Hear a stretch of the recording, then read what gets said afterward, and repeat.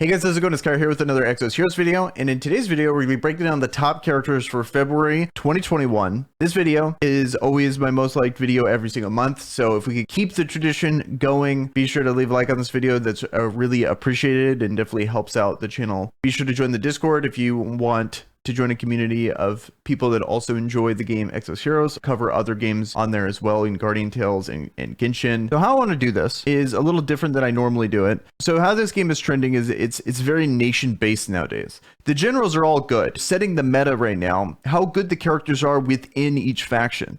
Bathory, Rachel, Shufrak, and Janai, all of them are amazing characters. Why people are choosing particular factions is the characters that they get within that faction as well. That's going to be the main focus of this video. So the first few characters I want to talk about are going to be the splashable characters that work on any team. I would consider these are some of the most essential and best characters in the game currently. Still, no particular order, but these ones are definitely a priority for me. So the first one is going to be Tantalo, and what makes him so good is his passives. Increasing the survivability of your team here. Those are Overpower and Sworn Friend. Decreases critical damage of the target by 300%, and Sworn Friend grants damage immunity one time when an ally takes critical hit damage. Being able to keep your team alive, especially nowadays with how much survivability you just have built into your kits nowadays. Based on how survivable everyone is now with the extra stats you gain with this passive as well, this makes him one of the most essential characters for a team if you're looking to survive burst damage, especially survive those rares, batteries, and stuff. Also, he has Heart Strike. This passive is still amazing, don't get me wrong here. A little bit worse off as we're getting more and more stats in our characters, because the flat amounts here are not going to scale well. If you take someone like Iris here, her stats are 20% of her health. So defense of all enemies decreased by 20% of her maximum health. So she's going to keep scaling regardless of how stats go. She's always going to be providing that same level of defense reduction. As the game keeps progressing, Heart Strike is just going to become worse and worse of a passive. At least that one part of it. The other parts are still very good. Amazing character, easily one of the best characters in the entire game. I would definitely, if there was a tier list, he would be S tier for sure. Next on this list is going to be Ramj. The reason why he's so good is he's essentially the only usable character in the game that can reduce healing. And the survivability in this game is just getting crazy with characters like Dorka, Tantalo, and Talia. Tantalo doesn't really heal directly unless you count his block passive when it heals himself, but Talia and Dorka are really impactful healers. He's the only character with Nullify Heal that's worth using, and I mean, there's Carry, but doesn't have Signature Force, doesn't have a Fake Core, so she's not even worth mentioning at the moment now. Nullify Heal on his A1 and his A2. Ideally, you're going to have the First Guardian passive. You're going to want the First Guardian version of him. That's really impactful, especially with all the dots that are going on in the meta. Dorka, FG, Janai, Tantalo, even having the First Guardian character on that front row is really useful. Overall, just amazing character. It really helps break through these really tanky teams. And then lastly on this splashable list of characters is going to be FC Iris here. She's been game-changing ever since she came out. She's one of the best answers when it comes to these First Guardian characters. They were the first group of characters in the release in the game on global, and they're still dominating the meta till this day. Wet Fog is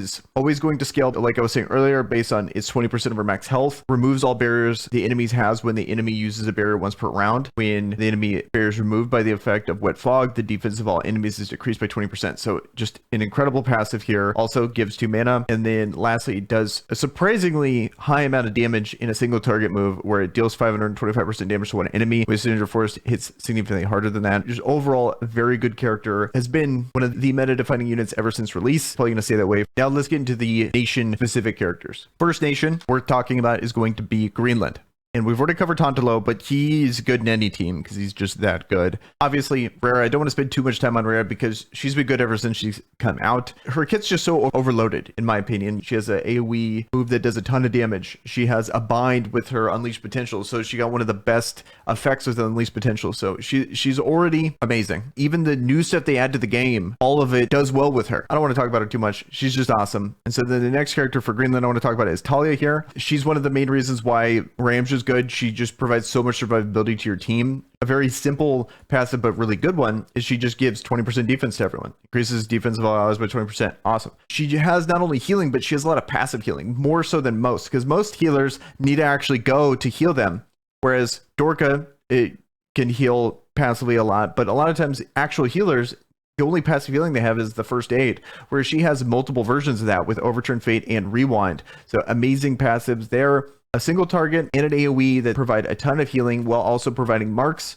So she's not only healing, but she's setting up heals. And even if she heals, a character with full health, she's setting them up to be healed later. So the only drawback to her is that if she can't hit the target. So in like Holy Dragon Grounds, when she in phase 4, she can't hit the target and she doesn't really do anything. She just has that 20%, like the passive healings. That's her only flaw, I guess. That's Greenland. Let's talk about Rachel's faction here. So the key characters for this one, easily, we wouldn't even be talking about this faction if it wasn't for FC April. Because on paper, I thought she was going to be amazing, but a lot of times it doesn't work out that way. I would say she definitely lived up to the hype, in my opinion. This passive here, where Sound Fever increases attack speed of all back row allies by 5. Enemies are disheartened at the start of every turn. Reset. Not only is she increasing attack speed, she heals 100% of health allies upon dying. But mainly it's this fan service here. Disheartened front row enemies receive 40% increased damage, and all damage against the targets are applied as piercing damage. The meta is really based on survivability. She's allowing this faction to really break through those tanky front lines with those passives. So, and she's providing healing and survivability to the team. She's allowing these characters to really start to burn through those front lines that normally you wouldn't be able to get through. So that's one of the main reasons why she's so good and easily makes this list as these impactful characters. So if you look at the top of the leaderboards now, you're seeing a ton of this faction. You're seeing a lot of Greenland. You're seeing a lot of Northwind Frosty. She's the main reason why you're seeing so much of that. The next character that I think is really important for this faction is going to be SC Zeon. Been meta for a very long time, kind of fallen off a bit, but this definitely brings them back. Stats just benefit these characters so much because they gain their shield based on their defense. They do damage obviously based on their attack, but it all scales based on their own stats. So the more stats you can get, the better they're going to get. And then he already has Disheartened synergy with resetting off kills. He gets resets based on Unleashed Potential now just from not having enough mana. So he has a burst move, so he's going to guaranteed get resets there. He gets reset when he kills people. So him just going again is going to increase the likelihood of resetting when he kills people. And he's just resetting, by himself. So it's just, he's back to being really good. And then in combination with April being able to do a ton of damage to those front lines, he's getting a more of an opportunity to actually kill people. So it's just the synergy here is just really good, in my opinion, when it comes to this faction. So he does a ton of damage, back to being really good again. I do want to comment on Baraka here, because Baraka is part of this faction. Very good character, but you're getting this weird value when it comes to Blue Baraka in particular, because Blue is the one that is the first Guardian version of Baraka. His blue passive is giving characters of Wasted Red the buffs. So it was back when they really didn't figure out the whole nationality things. You have Blue Rachel improving the stats of this faction, but then you have Blue Baraka, who's probably the best Baraka for this one because you're getting the first Guardian passive. But the stats are going to improve a whole different nation. So just kind of weird. I just want to bring that up. I think that's another reason why this faction is good, is because you're getting multiple first Guardian characters. And I think that makes a big difference having multiple on a team.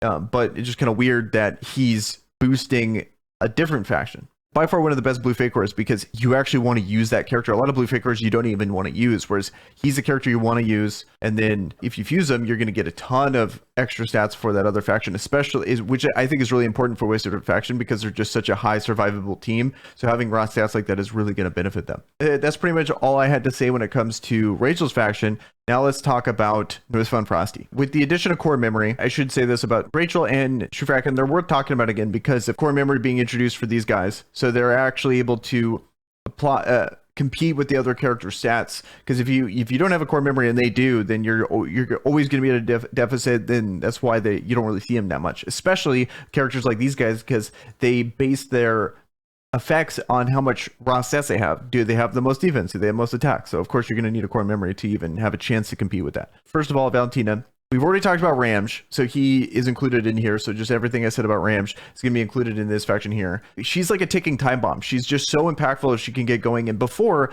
her big issue was that she just was so squishy back when stat totals weren't that good. Whereas now you actually have the big changes that have happened is Unleashed Potential and rank 1 giving her enough stats. Then now Shufrakan is good enough because she needs to be paired with Shufrakan. But now with core memory, Shufrakan is actually usable now. So that's why she is back into the meta as a good character, because her usefulness is so tied to Shufrakan.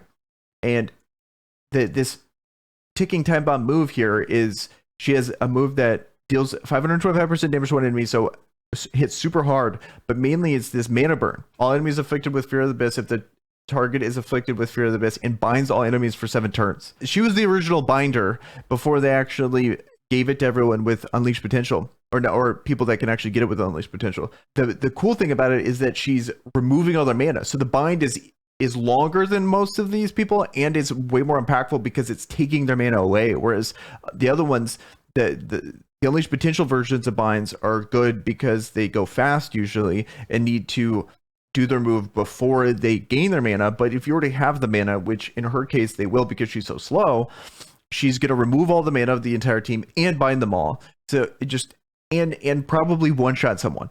So super good character. I think really important. If you're really going to double down on this faction, you're really going to want her. And then weirdly, I'm going to talk about a general here when it comes to Northwind Frosty, is you really see a ton of Dorka being used in this faction, because this faction is full of people that don't really have crazy high attack. You can actually get away with using Dorka in this faction. You see this a lot when people have really committed to this faction. They have Dorka on the team. She's just an amazing character. She's easily going to make this list. Probably should be in the list for Splashable Characters, but mainly you see her with this faction. She's been here in the meta ever since she's come out, and she has no core memory and no fake war. So she's definitely going to be here to stay. And I think she's also one of the main reasons why Ram's is so prevalent, is her and Talia, you know, all that survivability here in the meta. She's one of those characters that is providing healing for people. But if there's ever a character you're going to want to invest in and pull a ton of, is Dorka, because I think we're just seeing the beginning of how impactful she's going to be, because we don't know how good the fake war is going to be. But her alone, just this passive alone, is so good, and then it's only going to get better when you could just boost up her attack because of a fake war, even if it doesn't even change her kit, even if it makes her kit kind of worse. It's that, and then also the core memory of getting her stats up even more.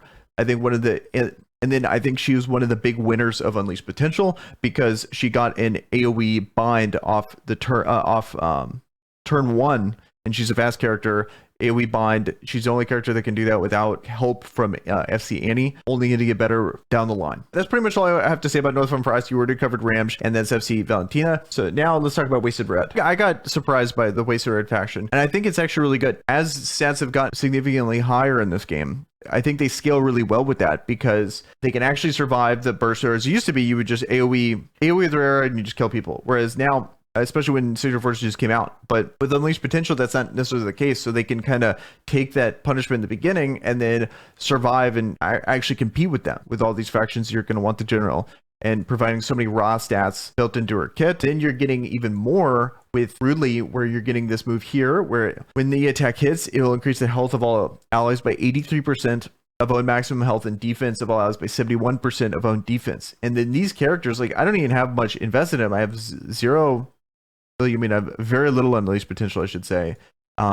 Gear's obviously not very good, but already has this many stats. Like, I've seen some of the top Ridleys have, like, I don't know, like 40k health, 50k health, and imagine all that, those extra stats on top of that, and you're providing that with everyone. You should be so tanky, you're going to be able to outlast these characters, or at worst go to overtime and be able to win that way. You can just survive them and probably just be able to kill them. Most teams, depending on the other characters you bring with you, but just a really good faction. And then it's kind of cool too, because you're able to put Annie on there and then have Annie be able to hit up Rudely with the extra mana, so you're never gonna have to worry about him running out of mana. You're gonna be able to just spam the move constantly. It's a burst move that's providing so many stats for your team. So this faction is just really good, and I got surprised by it when I was doing recently when it came to Tag Arena. I really like this faction. I think it's here to stay. Very good faction. And then it's just kind of up to you on which other characters you want to splash in there, whether it be Iris, Tauntalo, maybe both, maybe Ramj. It's just kind of up to you. I think it's a very good faction. That's going to be it for this video when it comes to the top characters in the game currently. This is my list. Let me know down in the comments below what you guys think about this list, if there's any other characters you would add on here. But these are the main characters I see in the meta that I think are really the top characters in the game. Be sure to like this video if you found it helpful. Join the Discord if you want to join a community that's interested in Exos heroes. And with that, guys, I am out. Peace.